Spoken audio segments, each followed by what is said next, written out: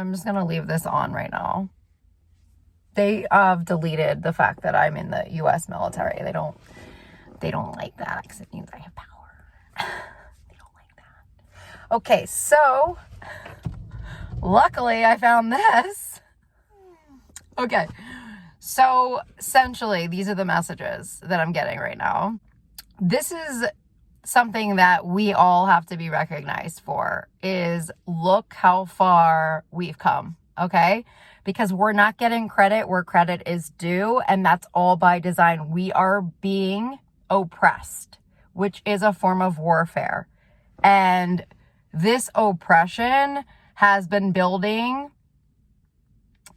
physically, okay, and subconsciously, where we have not even realized that we were under any form of oppression. But many of us have felt that we have been under oppression forces, okay? So a lot of the messages I'm getting right now, I feel like I'm getting a channeled message from former acting president Joe Biden. They're not recognizing him as acting president anymore. I don't know why. They're putting him as a VP now. Is that we have really come a lot further than we have given ourselves credit for. We are breaking down a lot of walls. We're breaking down a lot of systems. We are uncovering a lot of stuff that was hidden. Many of us have been silenced through their social media, through illegal contracts, ownership contracts, Russian contracts, YouTube contracts. Okay, so a lot of us are not even reaching the audiences we need to reach. We're still working on that. Many of us are supposed to be in positions of leadership, but are still being oppressed, okay, defrauded. Defamation of character came up again today as a charge. Those charges were coming in maybe a year and a half ago. Those charges were coming in. Those charges still stand. Defamation of character during a time where our country is in crisis is extremely detrimental to who we are, okay? We're not going to be able to lead if our character is being defrauded by teams that are working against us, professionally working against us, using neuroweapons, using technologies to infiltrate our own brain, to make people second guess who we are, if our intel is authentic or not. This is all warfare. It's all Russian warfare.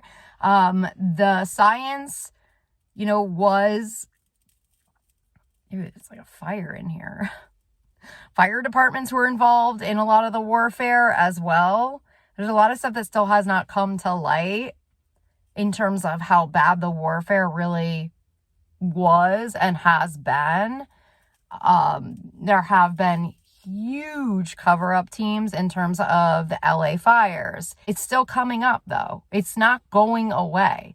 There is still huge cover-ups in regards to the Tiffany's fire in Manhattan at the flagship store. There's still cover-ups around all of the fires. There's mysterious fires that happened everywhere. Oceanside had a mysterious fire on their pier, okay? Happened to be the town I was living in when it happened. I was sent out of the town at that time because they were sending me on all other types of fucked up framing operations and other things. So one of their agendas was to delete our records, okay? That was a huge agenda that was brought on by Donald Trump, okay? That is something he sought out to do in 2025. He had his teams in the Oval, in the military, Pentagon, to essentially infiltrate the records and delete anything that we knew, okay? And delete who we were as if we didn't exist. So we were no longer a threat to them. He was very, very sick. He's a very sick man. He had I don't even know. When I had seen him in the military portals or the intel portals, he had 8 people in his body. And this is the stuff that they did through biohacking, through the DNA technologies connected to Ancestry's DNA buyout and 23andMe. And essentially, they were running the DNA through their systems and then feeding off of people who had the best DNA. I mean, that's literally what they were doing. And the people who were there feeding off of were essentially dying, okay, perishing, which was all by design. And they were doing it scientifically in labs, okay, with engineers, neurophysicists, astrophysicists. They had fully infiltrated NASA with Elon Musk. They had gotten in to all of the classified docs. They had access to, you know, underground stuff, you know, aliens, etc., you know, all the stuff you hear about. And it all got into the wrong hands. Not to say it was ever in the right hands, but it went out in a way where it was weaponized, where we wouldn't be able to defend ourselves. And that's why one of the first commands of the declaration of war was no more trials.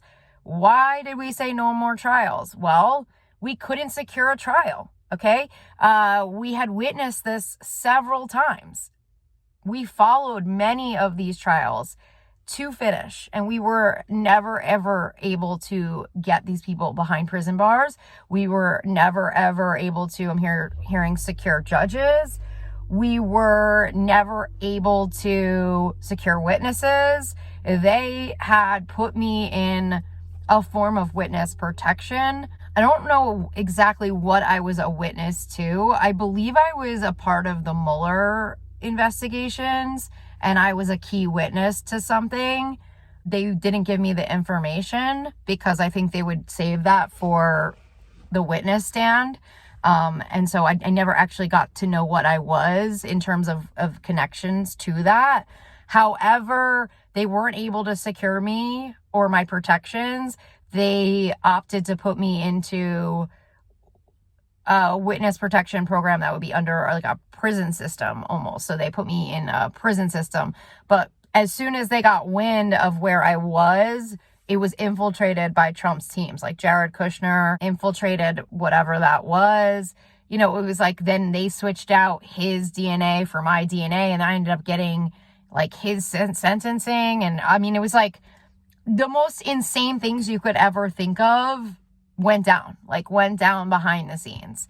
And on top of that, I was trying to get to the Canadian border. I was trying to get out of the country. I was trying to get out from underneath our air systems because I was in Air Force dead zones. I was being held captive by the fucking Air Force, which is a whole other fucking situation that I'm not going to go into. But essentially, it's like they had me on lockdown. So like my phone would not have signals in certain parts of California. So I couldn't make phone calls, or I couldn't film, or I couldn't get out of their freaking dead zones.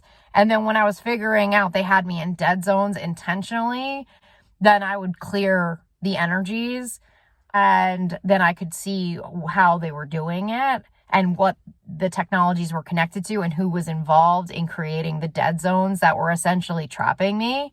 Part of the dead zone was I couldn't get a rescue team in to get me out. So it was like they trapped me in through their satellites, through their Wi-Fi. So if somebody was trying to get in to get a signal on me or a location, it's like my phone wasn't coming up correctly or something like that. It was some scary fucking shit what I went through in California. I barely got out of that state by the skin of my fucking teeth. And it felt like it was just kept going back. It was like opposition forces, and then it was like other forces, opposition forces. And it was literally like I would break free and then 5 minutes later get put in. And then I'd break free. 5 minutes later, I'd get put in. And I know that at that time, Joe Biden was extremely frustrated with everything that was going on. It felt like the minute we were free, we would get put down in lockdown again. It was like the signals. It was like the minute we were getting rescued, somebody would come in and just freaking, infiltrate the rescue. It was like that. And it was within, it got as bad as like down to, I want to say like 60 seconds. Like it would be like they got us out and then within 60 seconds, they locked us back in. It was that energy. Okay. So it's been very hard for me. A lot of people are like, if you're the president, why didn't you do more? If you knew what I was up against, I did a lot. Like I did a fucking lot. Like if you understood the warfare I've been up against, I did more than the average person would have done just because of who I am as a fucking person. Like just because of how I was raised and born and what I've been through, I'm a fighter. Like I am a fighter at the heart of me. But the average person would not have even gotten out half of the communications that I got out. And people would probably say, why do you even bother if you don't have a live channel, you don't have this, or they're shutting down your TikTok? Because if I reach one person, it's a win for me. One person is a win. I can leave my house, leave my phone at home. I can go out and walk a mile out. I will still have teams on me. And I've tested this out. I'll go out for walks. I'll leave my phone. I think, I leave the area I'm in. I'll be safe. I'll get out. They'll get me a rescue, team. They'll have somebody waiting for me. It's bullshit. It's bullshit. Every time I get out past that marker, it's just the same. It's another layer of dog shit that is still entrapping me. It's just a cover operation. They were working on that last year. I had different cover-up teams. I had like 10. Then it went to 20. By the time 2025 rolled around, I was dealing with 50 cover-up teams. Donald Trump was wheeling and dealing shit on the back end through his wallies, through his back stock exchange, his back market. He was wheeling and dealing new teams coming in through their security teams, security systems, compromised cops, whatever, wheeling and dealing this behind the scenes. So I would have 50 cover-up teams. Then the next week I'd have 100 cover-up teams. The next week I'd have 200 cover-up teams. The next week, 300 cover-up teams. It just went on and on and on. Then I got into the thousands. So if I get out of cover-up team 1, okay, I'm dealing with now cover-up team 2. I have another 900 fucking teams or whatever. 1,000 teams left. You know what I mean? Like, it's like I don't have anything to get me out, to get my voice out. You know what I mean? That's what we're up against. The science that Donald Trump got access to. The weapons that they created that were weaponized against our country through Mark Zuckerberg, through Bill Gates. They're dead now. I got some relief when they died, thank God, because they were so flipping evil, and I can't even explain to you the level of their evil. But their replacements were right there put in line to fucking keep going with the agendas. Like, they're still pumping out the fucking weapons, like, every day. So the whole point of this video was look how far you've come, because we really haven't gotten credit for what we've been through. Most of us in the country don't even know how bad it got. There would literally be 3 of us, okay? And the other stuff is that, I remember there were times where I was afraid to talk about the CIA. I was afraid to talk about the Kremlin, okay? If I said anything about the Kremlin, oh my God. Like, I remember, like, Manhattan, it was like Christopher Wray. Everybody was like fucking flipping out. Like, if I said anything, because they could hear me. Like, I was on a direct line with the fucking Kremlin. But I didn't give a fuck, because I had been in this war with them for years at this point in time. Like, fucking years. And so I didn't care. I knew I was putting my life on the line. The reason I spoke about it so candidly, or joked about it, or said things in the way I did, which to them was fucking stupid as fuck, was to liberate other people and to, like, wake up, or to rise, or to stop being afraid, because they win through fear. And so I would risk my life. I was in Target talking about the Kremlin out loud on this fucking thing. And I remember the people around me, like, their faces were turning bright red. Like, like you endangered yourself. I went under severe attack that night. I mean, I really went under like horrid warfare that I almost didn't survive, like almost every night. And, now I am not afraid to talk about the Kremlin. I talk about them all the time. I don't even fucking care. I've broken down those barriers, whatever that is, okay? And I know I've liberated a lot of people because of who I was. And even though it wasn't on film, per se, I was still attached to the fucking Kremlin. You know what I mean? Like, I was a direct fucking hit of the Kremlin, okay? In Manhattan. That's who I was. And nobody's going to take that from me, okay? I did things that I'm proud of that people might not ever know about. Like, I defeated fucked up enemies, dude. And I'm still doing it. So people can sit here and go, if you were the president, why didn't you do more? I did so much more than you guys will ever fucking know, dude. You're all alive today because of me. And I can say that confidently. I can say that. They will take that away in 5 seconds, but I know that that is the truth. And that's intel that even Joe Biden doesn't even have. So on that note, you have come a lot further than you realize. And even though you look like you're alone, okay, and you're around a sea of enemies right now, and you have no besties, okay, in your corner, and not one person you can fucking trust, you have come a long effing way on your path because you are up against some of the hardest warfare our country has ever seen or been up against. And you're still here. You're still here. And you're still kicking ass, even though people can't see who you are. Okay? So that's the message right now. We have to continue to face our fears and rise. And I came to terms a long time ago that I might not ever get to that oval. And I knew that. And I knew what was really going on. And I understood. And then there was, when I realized what the oval really was, and more of those investigations came to light, that's a place that's not even safe for anyone. It's, you don't want to go to the oval. There's a direct line to Russia in the oval. Nobody should be in that fucking oval. That would be stupid. Okay? So thank my lucky stars I didn't make it there. Okay? Because I would have been married off to a fucking humanoid version of Vladimir Putin. Okay? So, we gotta freaking be happy with where we're at, even though it's not what we envision for ourselves. We have to be thankful for where we're at. Because I'm in a way better position here than I was if I was going there.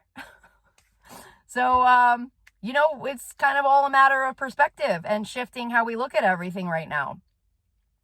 And that's also part of, what we're doing right now, spiritually too, ascending, these outdated belief systems. And that's a huge part of my role in this country and the world, even though they tried to paint me a Nazi fucking leader. That's not who I am. That is never who I was. That is all was to protect the country. That was all to protect the country. And, more of that will continue to come out. I have full faith that the truth always comes out. The truth will set you free. And, my biggest strength against these enemies is that I'm an authentic person, and I sit in my truth, and I have sat in it for a long time. And they had to alter that reality altogether and paint me a completely different person altogether in order to win against a person like me. And they're still losing. So on that note, I leave you there, and I'll talk to you all soon. Take care.